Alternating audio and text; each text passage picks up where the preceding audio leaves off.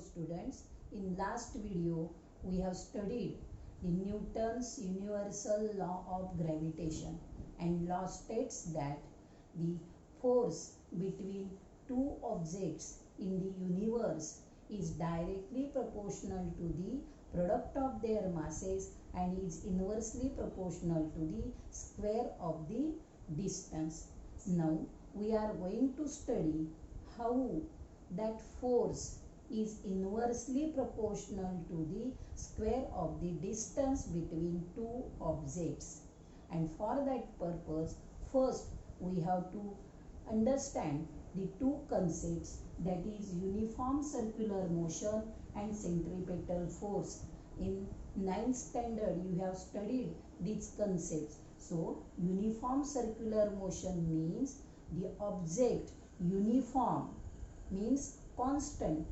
The uniform circular motion means the objects having motion which revolves or which travels in circular path. The objects which travels on circular path and the motion of that object is called uniform circular motion. All of you know the examples of uniform circular motion are motion of CD player, motion of toy train in circular path, then motion of earth around the sun, motion of moon around the earth, motion of electrons around the nucleus. These are the some examples of uniform circular motion. And now we are going to study the new concept, that is centripetal force. Means such type of force is acted upon the objects which are in circular motion, or such type of force acts on the objects which are traveling in circular motion, and such type of force is directed toward the center of the circle. Now that force, the force which acts on the objects which are revolving or which are traveling on circular path, किंवा असं साधं सोपं वाक्य म्हणा, the objects which have uniform circular motion, on these objects centripetal force acts on it. Now that centripetal force is, the formula is given, F is equal to mv square upon r.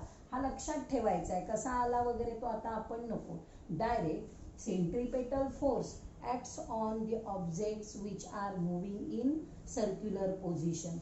That centripetal force is F is equal to mv square upon r. Now we have to find out the value of V. V means velocity of object having uniform circular motion. So velocity is equal to 2 pi r upon t. The 2 pi r means circumference, because the objects are traveling in circular path. Therefore, one revolution of that object means circumference of that orbit. Therefore, circumference is equal to 2 pi r, and t is the time required to complete one revolution to the object. 2 pi r, you know the formula for velocity of object, that is distance covered by object upon time required. The distance covered is circumference. Therefore 2 pi r upon t is the value of velocity of that object having uniform circular motion. Now keep this value of V in this formula. F is equal to m into 2 pi r upon t bracket square upon r. Now here you get cancel 1 upon r. We get 4m pi square r upon t square. Now here to this step you multiply by r square to both numerator and denominator. Therefore we get F is equal to 4m pi square upon r square into r cube upon t square. Now F is equal to F is equal to 4m pi square upon r square into 1 upon k. हा आता k कुठून घेतला तर all of you know the Kepler's third law, r cube is directly proportional to the t square.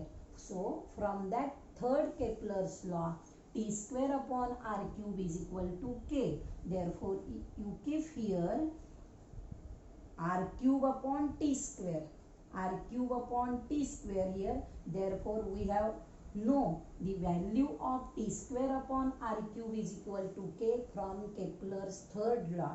Therefore the value becomes F is equal to 4m pi square upon r square into 1 upon k. Now 4m pi square upon k you take as a constant. Therefore we get F is inversely proportional to the r square. That is, our statement is in the Newton's universal law of gravitation मध्ये जे statement आहे, the force between two objects is inversely proportional to the distance between these two objects. That is, F is inversely proportional to the r square.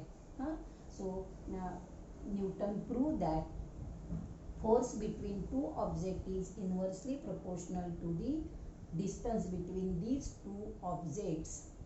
Now we will stop here.